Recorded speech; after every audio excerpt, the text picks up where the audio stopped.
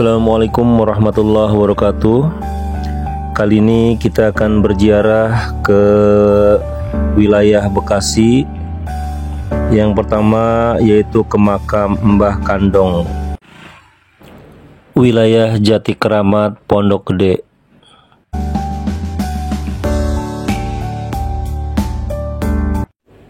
Berdasarkan penuturan para ahli hikmah, nama sebenarnya Mbah Kandong adalah Pangeran Arya Wijaya atau Raden Pengebunan, atau juga disebut Raden Pangandangan.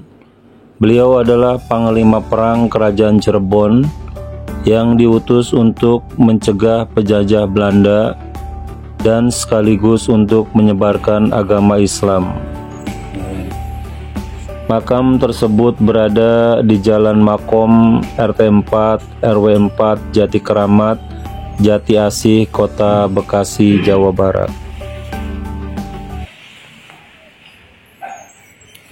Assalamualaikum warahmatullahi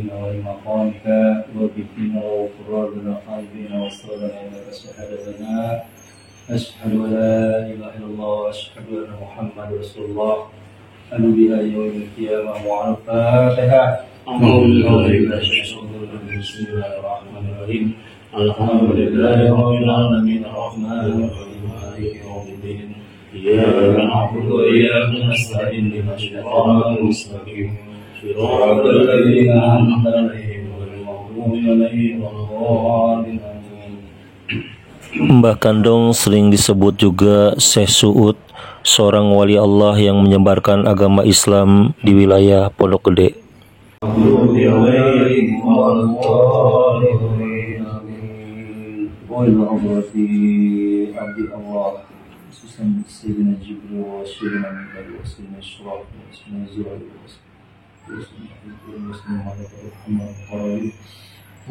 Alhamdulillahi rabbil alamin arrahmanir rahim maliki yaumiddin.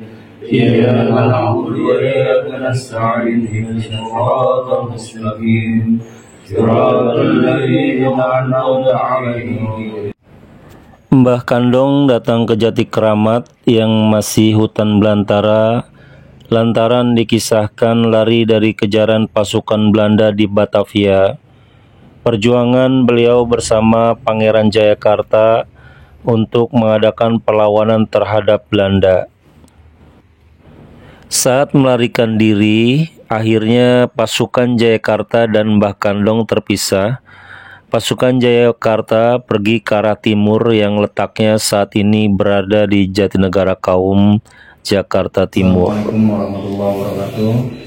Kita dari tim PBK alhamdulillah sudah sampai di makam Ki Buyut Kandong. Makam tuanya bisa dilihat, dan selanjutnya kita akan menuju ke makam Mas Mayang Sari. Ayo kita menuju.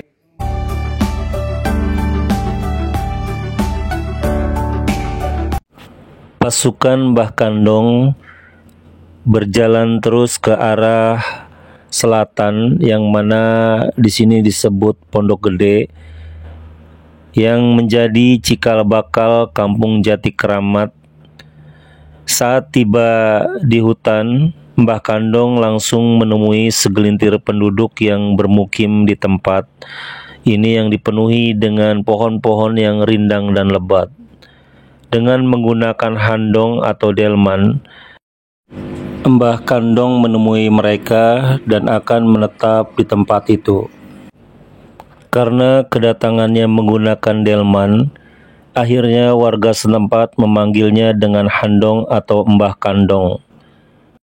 Beliau wafat sekitar tahun 1640-an.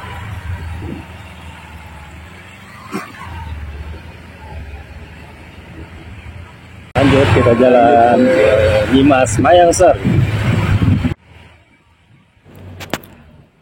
Letak makam keramat Nyi Ratu Mayang Sari tepatnya berada di lingkungan Taman Pemakaman Umum TPU Desa Bojongsari, Kelurahan Jatisari, Jati Asih.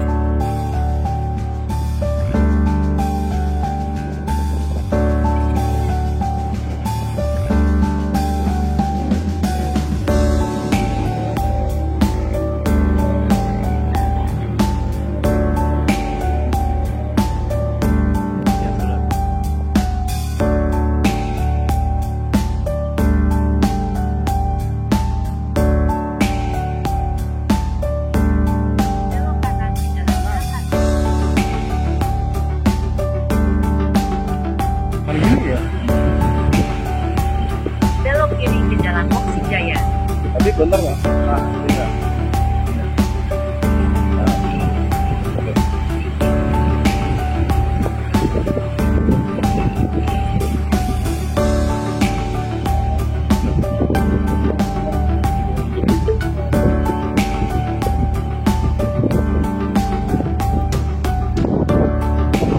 Terus Pak Tias, ini nih hijau, yang hijau. Ini nih, Pak Tias. Parkir motor yang dalam nih.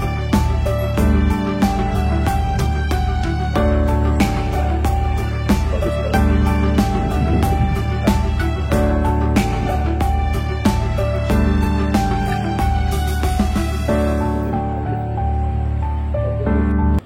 Asal muasal dari makam keramat ini adalah dari kerajaan yang menguasai Bekasi dan sekitarnya, termasuk Kampung Bojongsari, yang mana kerajaan tersebut adalah Sumedang Larang yang menjadi bagian dari Kerajaan Mataram. Konon Nyai Ratu Mayangsari adalah salah satu putri dari Kerajaan Sumedang Larang. Makam keramat tersebut menjadi salah satu daya tarik warga untuk berziarah ke makam yang terletak satu komplek dengan tempat pemakaman umum Jatisari.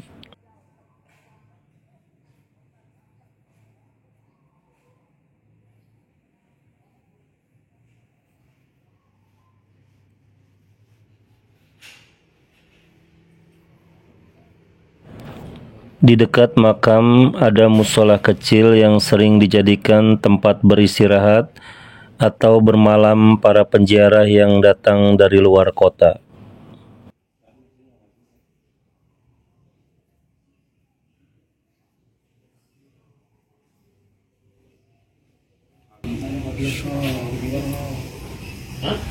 Assalamualaikum warahmatullahi wabarakatuh. Syukur alhamdulillah kita sudah sampai di makam Mas Raden Dewi Mayangsari, santriwati Tiasur. Ini masuk ke daerah mana Pak Tias di sini? Jati Asih. Ini masuk ke wilayah Jati Asih. Kita akan bertawasul. Oke, kita mulai.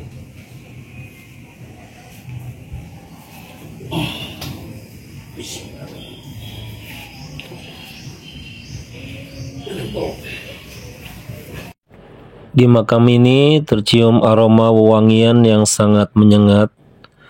Maklum karena berada di area pemakaman umum, namun yang menjadi ciri khas adalah wangi bunga kenanga yang tercium sangat tajam dan kuat. Konon Nyi Ratu Mayangsari sangat menyukai bunga kenanga. Menurut cerita, dari bekas tempat pohon besar yang dulu berada, masih terasa energi gaib yang bertebaran di sekitar area pohon tersebut yang terpancar dari milik energi orang-orang yang sering bertirakat. Menurut juru kunci makam, ditemukannya makam Nyi Ratu Mayangsari di daerah ini karena dulu wilayah ini Jati Asih masuk ke wilayah kekuasaan Kerajaan Banten.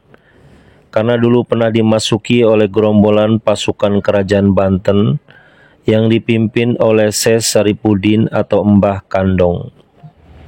Dan menurut cerita, Nyi Ratu Mayangsari adalah salah satu permaisurinya yang menetap dan meninggal di daerah Jati Asih dan pada akhirnya dimakamkan di desa Bojongsari.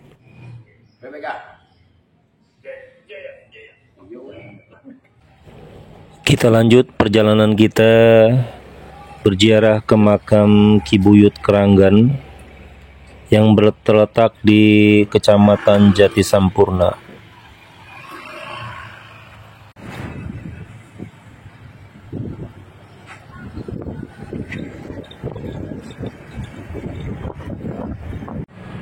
Makam Mbah Uyut Keranggan lokasinya cukup jauh dari pusat kota Bekasi, yaitu dapat ditempuh dengan waktu hampir 45 menit dengan mengendarai motor.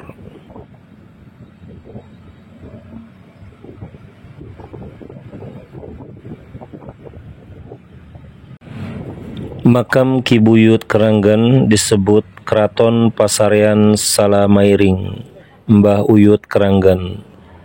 Kita sudah mencapai lokasi, guys. Lokasi makam sangat sejuk dan cukup luas untuk menampung banyak tamu. Pohon-pohonan yang rindang juga akan menenangkan setelah kita datang di sini, guys. Makam Mbah Uyut Keranggan cukup dikenal di wilayah Kecamatan Jatisampurna, dan keberadaan makam tersebut sudah berada berabad-abad yang lalu. Keberadaan makam leluhur merupakan salah satu makam yang harus dijaga dan dirawat. Dan salah satu kegiatan di sini adalah Hari Sedekah Bumi.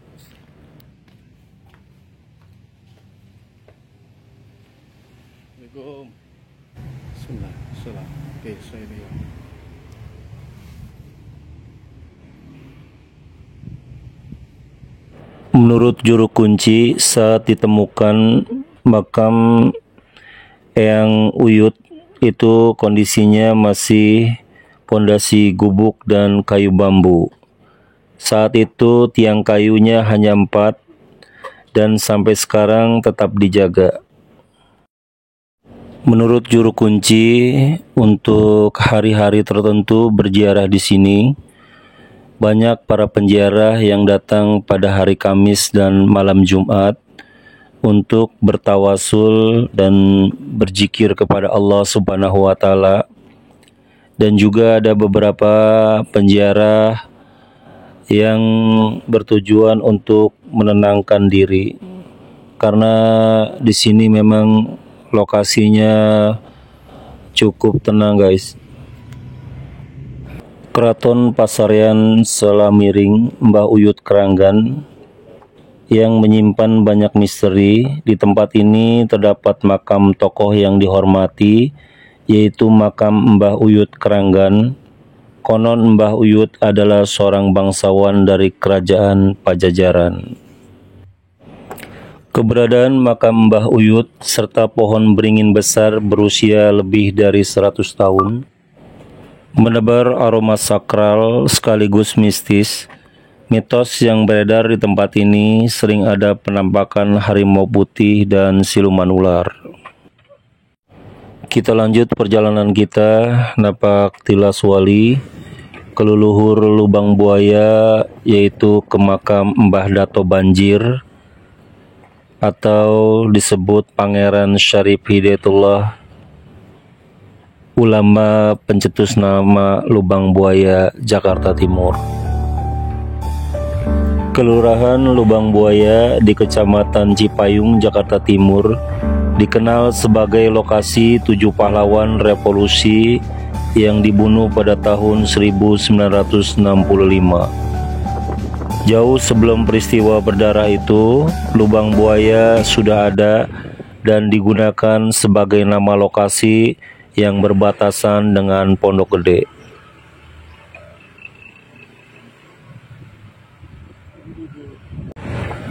Sosok almarhum Mbah Datu Banjir, Pangeran Syarif Hidayatullah, adalah pencetus nama Lubang Buaya.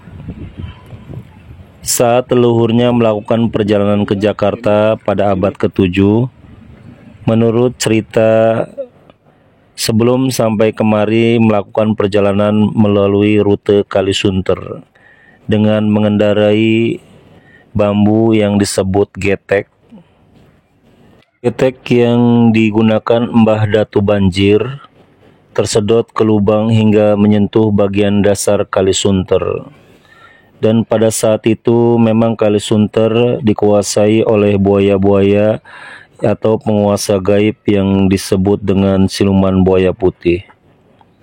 Oleh karena itu, wilayah tersebut sekarang dikasih dengan nama Lubang Buaya. Buaya putih penguasa Kalisunter bernama Pangeran Gagak Jaka Lumayung yang memiliki anak berjuluk Empok Nok. Penguasa Kalisunter diceritakan bisa ditaklukkan oleh Mbah Syarif dan juga menjadi santri beliau. Dalam menyebarkan agama Islam, Mbah Dato Banjir disambut baik warga setempat yang kala itu bertani padi sebagai profesi utamanya.